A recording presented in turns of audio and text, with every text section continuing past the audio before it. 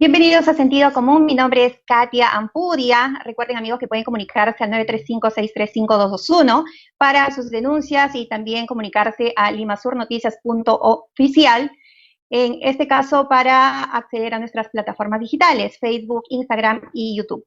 Y si quiere también informarse, puede acceder a limasurnoticias.com. En esta oportunidad tenemos al sociólogo Jerjes Loaiza para hablarnos sobre el análisis de la reacción de la población frente a la coyuntura actual. Bienvenido al programa Sentido Común, doctor. ¿Cómo está? ¿Qué tal? Buenas tardes. Muchas gracias por la invitación. Bien, justo queríamos conversar sobre la coyuntura, lo que está afectando a la sociedad, este tema pandémico que estamos viviendo todos y que no solamente nos está afectando, sino que nos está enseñando muchas cosas, a tener más cuidado, a culturizarnos de alguna manera, aprender nuevas formas de cuidados en lo que respecta a la salud.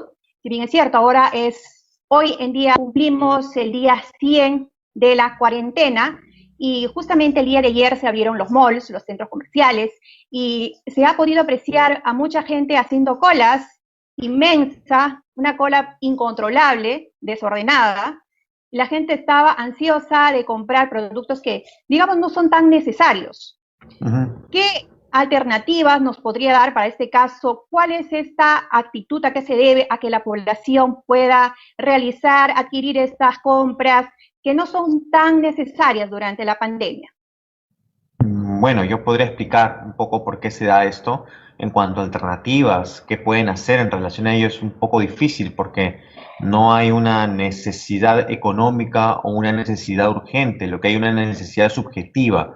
Subjetivamente las personas necesitan tener un control sobre sus propios gastos, más allá que estos gastos sean o no necesarios.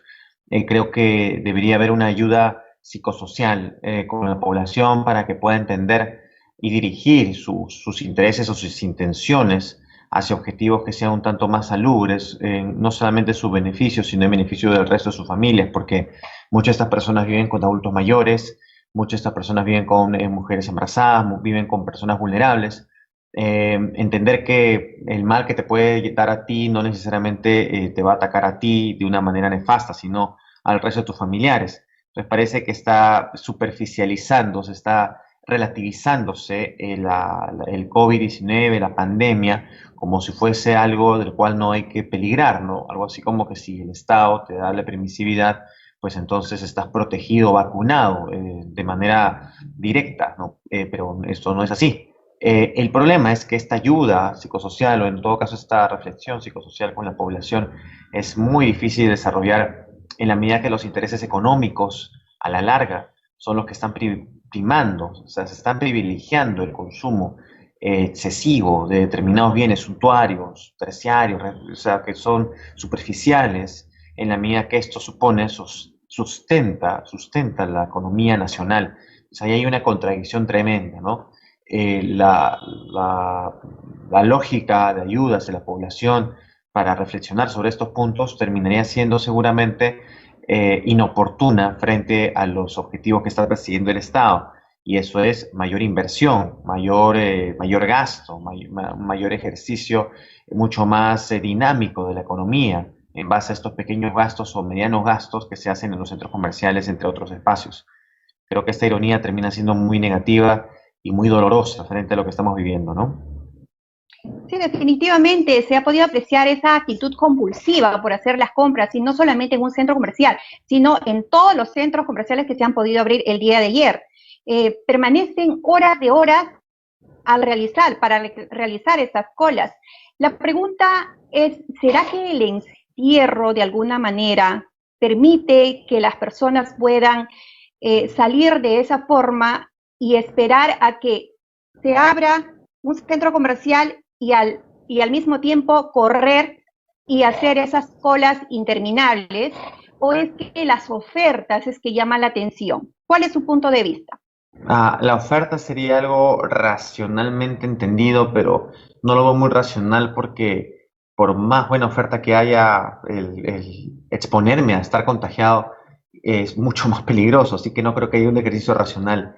Lo que hay es una necesidad de compartir espacios públicos tal vez el centro comercial o tal vez los negocios o el mero hecho de ir a comprar se convierte en un espacio público que genera pues un alivio a mi mente, un alivio a mi identidad. La construcción de la identidad de las personas es un ejercicio que se da continuamente durante toda la vida. En este ejercicio, nosotros estamos siempre tratando de compartir espacios con demás personas. Generalmente, los individuos de los estratos más altos tienen muchos espacios privados en los cuales pueden compartir estas interacciones, ¿no? En donde incluso desarrollan una serie de vínculos de confianza que generan mayor capital económico, etcétera, etcétera. Pero en el caso de la gran mayoría del país, principalmente urbano, no cuenta con ello. Entonces el centro comercial se convierte, o el espacio de compra, se convierte en el espacio público en donde ellos pueden dinamizar sus relaciones e interacciones y por supuesto construir su propia identidad. La construcción de identidad es algo tan esencial como el comer. El tema es que no, por desgracia, hemos vuelto sumamente importantes estos espacios comerciales de muy probable contagio en lugar de otros tipos de espacios como pueden ser los parques o como puede ser cualquier otro espacio al aire libre que obviamente el Estado o las municipalidades puedan asegurar nuestra permanencia y nuestra libertad. Pero parece que el espacio público, como repito, no es algo que esté a nuestro alcance, no al menos de las personas que no cuentan con los ingresos suficientes como para pagarse espacios privados. Sí, exacto, hay diferentes lugares. En realidad tenemos opciones, tenemos las playas, los parques, como bien lo mencionaba. ¿Qué Ujú. pasará? El 1 de julio se abren los restaurantes. Ahí se va a ver otro aglomeramiento y a restaurantes, pues tenemos miles de restaurantes en todo Lima. A ver, ¿qué tipos de restaurantes se abrirán? ¿Abrirán todos? ¿De repente solamente un porcentaje? ¿Cuál sería su apreciación con respecto a esta nueva reactivación para la próxima semana?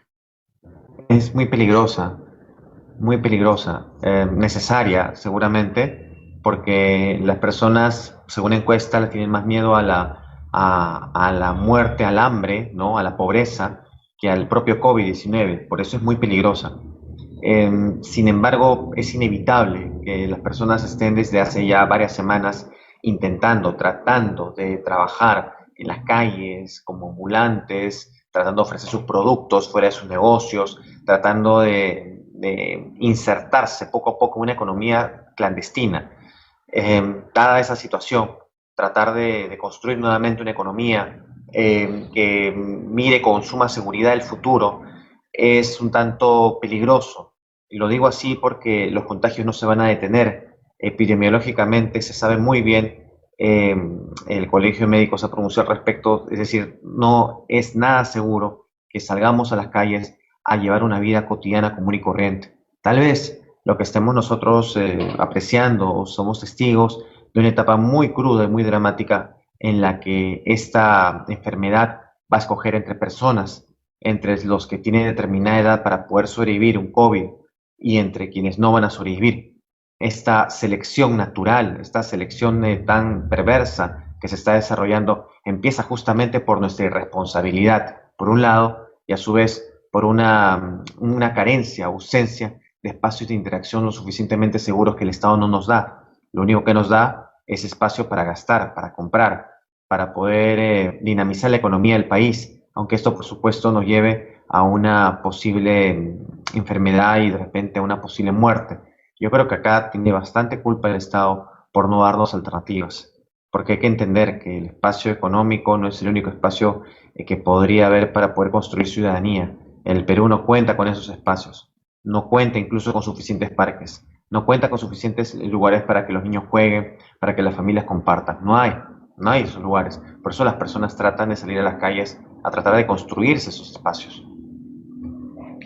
Pero si se va a, en este caso, levantar la cuarentena ya muy pronto, asumimos que el día 30 de junio ya se levante totalmente la cuarentena y van a haber aglomeramientos, las personas van a actuar irresponsablemente, para eso, también los hospitales están colapsados. En este caso se hubiera hecho lo mismo que aplicaron otros países, ¿no? No a la cuarentena y las personas hubieran podido actuar libremente, de repente conservando la distancia, usando las mascarillas, desinfectándose, manteniendo el cuidado, hubiéramos tenido el mismo panorama.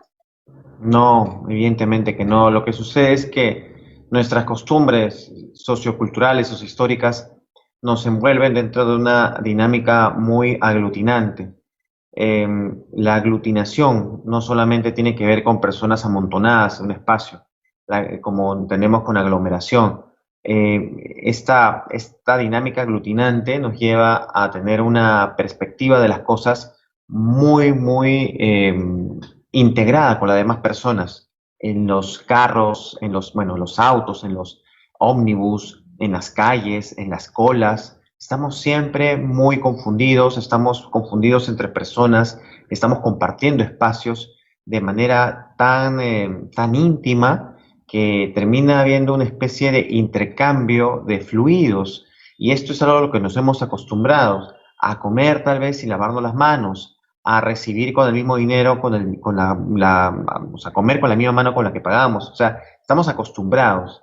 E incluso se ha dicho que esto es parte de una cultura que ha desarrollado pues unas ultradefensas de nuestro organismo para cualquier cosa y nos sentimos orgullosos de eso. Pero en este caso, frente a un virus, frente a una enfermedad como esta, no estamos seguros. Creo que tenemos una serie de costumbres que nos hubieran llevado definitivamente a una gran cantidad de muertes a lo largo de estos 100 días, que no ha sido así debido a que hemos contenido estas muertes mediante esta cuarentena. Sin embargo, nada nos garantiza que al abrir todo de nuevo o al ver lo que está sucediendo, puede que esas muertes obviamente puedan volver a ocurrir, o sea, puedan ocurrir de la manera como pueden haber ocurrido hace 100 días. No por nada el Perú, considerando la población que tiene, es uno de los países con más contagios en el planeta. No, los únicos países que están encima del Perú son países obviamente que tienen una población mucho mayor, pero porcentualmente el Perú está en una posición sumamente alta. ¿Y por qué? Debido a esto, a una serie de costumbres al momento de interactuar y al momento de llevar a cabo una serie de tareas domésticas, de tareas de negocios económicos, no lo sé, restaurantes, que no nos permite finalmente tener una suficiente seguridad para llevar a cabo algo que sea sano, algo que no nos mate en el camino. Ese es el gran problema que tenemos, un trabajo socioestructural, socioeconómico, perdón, sociohistórico. Tenemos que trabajar por ese lado también. Sí, recuerdo cuando el gobierno ha repartido los bonos, mucha gente se preguntaba, a mí no me ha llegado el bono, ¿por qué es que le llega el bono a las personas que tienen recursos? No a todos los que necesitaban les ha llegado este bono, ¿no? Los 4 bonos que ha entregado el gobierno. Sin embargo, apenas se abren los moles, automáticamente de todas las categorías A, B, C, D, están ahí todos juntos haciendo la cola para obtener las ofertas. A eso iba mi pregunta. Sí, claro. Lo que pasa es que el consumo es un elemento de la construcción de identidad, ¿no? Hay muchos libros, muchos textos, en realidad muchos autores a lo largo del mundo y a lo largo de los últimos 30 años que han planteado la idea del consumismo como un elemento fundamental para entender al ser humano, ¿no? Y si las personas van a hacer cola y van a comprar, es porque este impulso que tienen, este carácter impulsivo de su compra, es lo que construye su identidad de sentirse seguros de que su dinero lo están gastando. Hay toda una dinámica acá complementaria entre trabajo y consumo, o sea, más consumes, más trabaja, más produces, más produce, más excedente hay para acumular, evidentemente, una mejor superproducción a la larga, ¿no?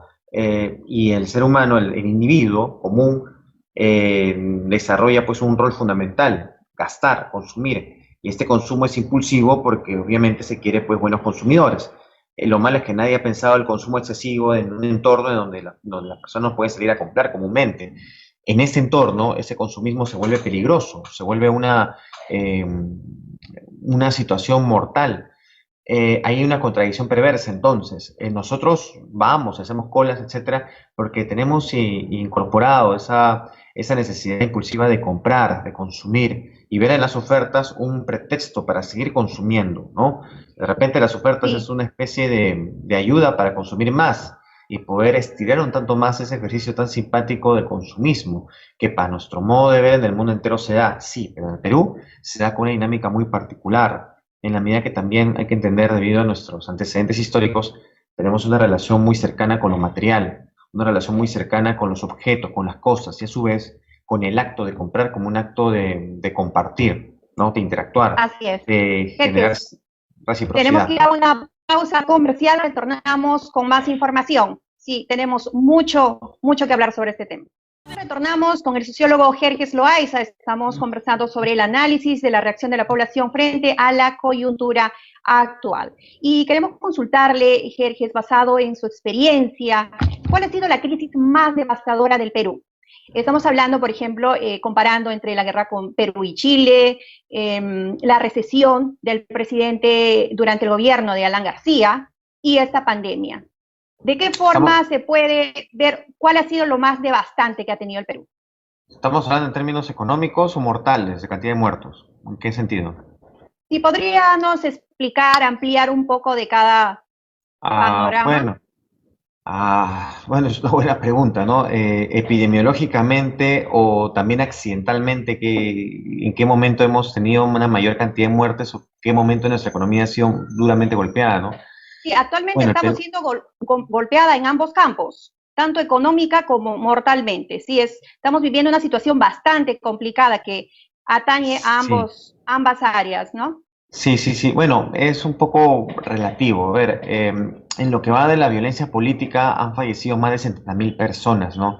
Y estas 70.000 personas fue mucho, en un gran porcentaje, personas de una edad adulta y una edad joven, estudiantes, profesores, campesinos, mujeres, ¿no? Quechohablantes, etcétera. Entonces ahí tenemos una gran cantidad de muertes dentro de particularmente la década del 80, que fue devastadora para el país por el fenómeno del niño que siempre nos ha golpeado, el fenómeno natural del niño, y por otro lado por una crisis económica mundial que hubo en esa época, que también fue muy dura para el caso peruano, ¿no? Si nos remontamos un poco más, nos daremos cuenta que la economía peruana siempre ha estado solvente gracias a la exportación de materias primas, ¿no?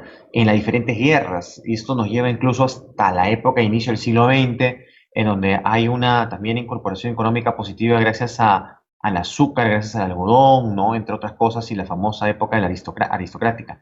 Retrocedemos un poco ahí, en efecto, está la guerra con Chile. Tuvimos un terrible golpe económico, pero que fue del cual pudimos salir airosos.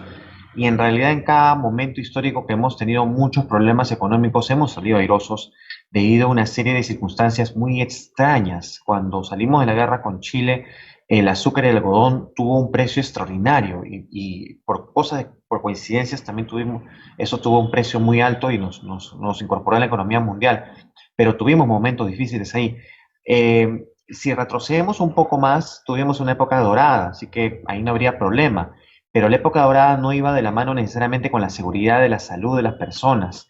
Era normal que haya pestes, o sea, las pestes iban de vez en cuando y no había ningún tipo de salubridad o control de salubridad básico por parte de las municipalidades o por parte del Estado, porque se desconocía una serie de costumbres, ¿no? Al momento de interactuar de repente entre personas, con alimentos, etcétera. Si retrocedemos un poco más, y ahí sí retrocedemos mucho más, nos iremos incluso a la época en la que éramos posiblemente unos 10 millones y llegamos a medio millón de personas. Me estoy refiriendo a la debacle de la conquista. Y tal vez ahí podríamos hacer una analogía, porque tanto la influenza, la gripe como la viruela termina inyectando un virus que acaba con, podría decirse, o sea, solamente sobrevive una vigésima parte del país, del continente, o parte del continente, Tahuantinsuyo, y podría tener que ver bastante con las dinámicas interactivas que hoy estamos viendo. O sea, la relacionalidad o la reciprocidad te lleva a estar siempre en un contacto continuo, ¿no? Y este contacto continuo es posible que haya sido la razón por la cual tantas personas murieron en un país sumamente recíproco y de tanto contacto, de tanto intercambio de fluidos. De repente, esa puede ser una de las explicaciones que nos llevaría a pensar por qué nos golpea tanto esta pandemia. Para terminar entonces esta pregunta, me he alargado mucho, pero he tratado de tener una visión histórica así rápida. Creo que en el tiempo los principales enemigos que hemos tenido económicos siempre han sido los fenómenos naturales, los terremotos, que han habido terremotos espeluznantes en el país, al menos tres de ellos han sido terribles, uno de ellos en el siglo XX, la violencia política que tuvo lugar en la década de los 80, que fue dura para la economía y también en cuanto a las vidas peruanas, a la vida se refiere, La guerra no necesariamente nos ha golpeado económicamente durante mucho tiempo gracias a los milagros del azúcar y el algodón que hubo, y finalmente ya en esta época actual diremos que el tema de la pandemia se ha tenido un impacto económico tremendo y terrible debido a la interconexión global que existe entre los países. O sea, nunca antes, y eso es algo que de repente no se remarca mucho, si bien es cierto, ha habido pandemia siempre en el mundo, nunca antes había una pandemia globalizada. Es la primera vez que tenemos una pandemia globalizada de esta forma. Entonces, el Perú, que siempre ha estado como que excluido de estas grandes enfermedades debido a su aislamiento, ¿no? Geográfico, ahora ha terminado inserto en esta lógica. Por eso es que nos ha golpeado en ambos aspectos. Económico, porque somos exportadores de materias primas, y obviamente también mortal, porque están falleciendo muchas personas. A diferencia de otras épocas, no son las personas jóvenes las que están muriendo en la guerra, no son las personas jóvenes que están muriendo en la violencia política, no, están muriendo principalmente personas con determinados aspectos vulnerables, ¿no? Lo cual pareciese llevar a una reflexión por parte de los grandes estados del mundo en decir, bueno, si va a morir gente, que muera gente, porque a la larga los que están muriendo son personas de las que podemos prescindir, porque estamos hablando no de una mano de obra activa, sino de personas que ya no nos están generando ingresos económicos. Aunque suene perverso, ahí está apuntando muchos gobiernos y muchos estados. Pareciese que el Perú también está apuntando eso, porque con la manera como está llevando las cosas actualmente, parece que está dispuesto a llevar la carga de muchos fallecimientos que van a ocurrir en las próximas semanas. Sí, incluso se ha visto en las clínicas es que están haciendo selección entre a quién salvar y por lo general están optando por salvar gente joven, ¿no? Y las personas mayores se están muriendo, bueno, en la mayoría de las personas en estas cifras son, digamos, que tienen a partir de los 60 años, son los que ya no soportan la enfermedad o simplemente ya los dejan fallecer. Es bastante lamentable. Y no solamente es devastador la cantidad de muertos a diario, sino que la violencia intrafamiliar se ha incrementado durante estos 3 meses que hemos tenido esta cuarentena. Sin embargo, creemos que la cuarentena, el aislamiento, el estar encerrados, debería ser una oportunidad para unir esos lazos familiares. Eso es lo que no se ha visto, incluso se ha visto muertes, personas que han sido agredidas físicamente y violadas, incluso hay niñas que han sido víctimas de estos abusivos. Ujú. ¿Qué recomendaciones usted le podría dar a las autoridades para que esta situación no sea, digamos, una constante, ¿no? En principio, el hogar como una oportunidad para estrechar los lazos entre unos y otros, eso tiene que ir acompañado de un asesoramiento psicosocial nuevamente, de un asesoramiento sociológico, antropológico, histórico, debido a que la historia del Perú es una historia de violaciones constantes. El mestizaje, como lo entendemos, es producto de una violación constante por parte de conquistadores y de viajeros a las mujeres peruanas, de las que hemos nacido nosotros. Entonces, no debemos entender esto como un fenómeno aislado, es un fenómeno históricamente sostenido en el tiempo, ¿no? Eso es cierto. El que ahora conozcamos mucho más del tema debido a los medios de comunicación también nos puede sorprender, pero eso es lo que ha ocurrido siempre, ¿no? Felizmente, que en los últimos ya serán pues 80 años, ya tenemos, las mujeres tienen derecho para poder reclamar, para poder denunciar estas cosas, algo que no existía antes, ¿no? Por un lado. Y segundo, que el estar encerrados en un determinado espacio, en lugar de ver los aspectos buenos o positivos de esto, produce mucho estrés, porque el hogar, en buena parte de personas que viven en el Perú, no es ni ha sido nunca, ni históricamente, en ninguna otra forma, un espacio de sostenimiento familiar. La familia siempre ha procurado salir en el extranjero, por ejemplo, mientras que las personas los días domingos están en su casa, descansando, recreándose, no sé, viendo alguna película, viendo televisión, estar en familia y en casa, los peruanos salen, el migrante peruano sale a la calle, mientras que la persona que esté en otro país ve por la ventana y dice, ¿por qué sale? Lo domingo para descansar, los domingos está todo cerrado, los domingos no hay gente en la calle, pero sí hay. ¿Quiénes son los peruanos que salen? Porque el peruano está acostumbrado a eso, a salir a la calle, no está acostumbrado a quedarse en su casa. el hecho de que la cuarentena haya obligado, ¿no? A que estar en casa lo ha llevado a un estrés sobredimensionado que ha llevado a su vez a incrementar la estadística de violaciones que ya venían existiendo. Yo creo que si sumamos estos dos elementos, conoceremos y entenderemos que las violaciones no se dan por personas que están mal de la cabeza, sino por una estructura histórica y a su vez sociológica que está llevando a los hombres a incrementar este ímpetu perverso patriarcal de dominar, sojuzgar e incluso asesinar a la mujer. Eso debe entenderse para poder luchar contra ello, porque más allá de la pandemia, esto por desgracia es una continuidad y hay que luchar contra ella, ¿no? Sí, ¿y cuáles serían los daños colaterales a largo plazo después de esta pandemia? Una vez que ya salgamos y ya se obtenga una vacuna, ¿qué daños colaterales se van a ver, digamos, a un mediano o a un largo plazo? Bueno, uno de los que más están estudiando a nivel social es cuánta desconfianza o de qué manera se puede irrumpir en lo que representa que es más rico para el país, que es el capital social. El capital social es ese ímpetu de los peruanos por salir a la calle, por interactuar, por ganarse la confianza del otro, por tratar de construir empresa, seguramente informal, pero construir empresa al fin. Entonces, todo esto se da a través de una serie de dinámicas de la confianza, de la reciprocidad, de la circularidad y la complementariedad.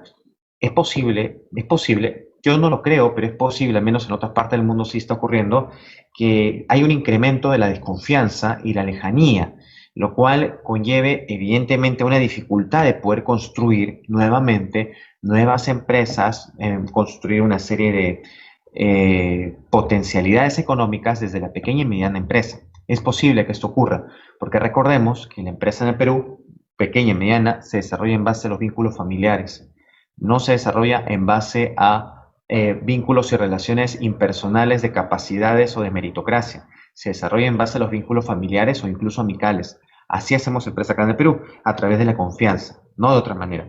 Es posible que esto irrumpa y esto deteriore el tejido social, que a su vez es el tejido de la microempresa en el país. Primero, puede que haya ese tipo de consecuencias, muy posible.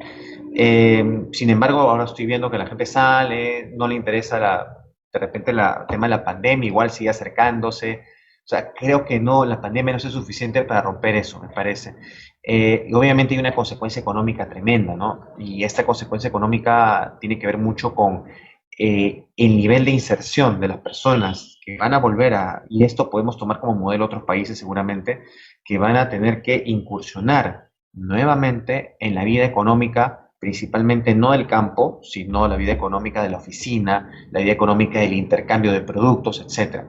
O sea, de qué manera podemos desarrollar una serie de pasos para evitar los contagios, porque afrontémoslo, esta enfermedad va a continuar durante mucho tiempo más. Si la vacuna la descubren hoy, va a tomar varios meses que todavía hagan las pruebas para que pueda venir. Y si es que viene luego de otros meses, que va a tener obviamente una predilección por otros países. Entonces estamos hablando de 6 meses a más, si es que se descubre hoy, ¿no? O sea, hay que afrontar ese problema. Sí, Sí, entonces, vamos tomando en a consideración continuar eso, ¿no? siendo. Sí, Exacto. Vamos a continuar siendo testigos de las muertes, de los constantes descuidos que muchas personas en las calles, bueno, se ha podido apreciar hasta el momento. La charla ha estado bastante interesante, Jerjes, tenemos que irnos. ¿Cuál sería su conclusión ya para culminar? la conclusión a todo esto es que el Perú está siendo golpeado tremendamente y está poniéndose en tela de juicio esta lógica de un Estado que en buena medida, en buena parte de nuestra historia ha sido incapaz de entender a su población, ha sido incapaz de incluir a su población y se ha caracterizado por ser sumamente segregadora, ¿no? Creo que esa es una gran oportunidad para poder darse cuenta de sus errores y entender que lo más importante del país no necesariamente es la gran empresa, sino el propio capital de estos individuos. Entender que las personas actúan y trabajan en base a lazos de confianza, a lazos de cariño, de amor familiar. Y es el amor familiar lo que más está golpeando a través de esta necesidad de la población de salir a las calles al ver que sus padres, justamente a 2 días del Día del Padre, muchos no lo han celebrado porque han visto fallecer a sus padres días anteriores, días posteriores. Estamos viendo el resquebrajamiento de la seguridad familiar, que es el núcleo de nuestra economía y el núcleo de nuestra historia. Creo que el Estado debe reflexionar sobre esto y dar mejores perspectivas a futuro, porque puede que la pandemia se acabe en unos 6 meses, un año, puede que se acabe, pero esta huella que están dejando va a continuar en el tiempo, porque no sabemos lo que puede ocurrir después en este mundo que cada vez más está en crisis. Bien, muchas gracias por su tiempo. Gracias por Gracias. concedernos la entrevista.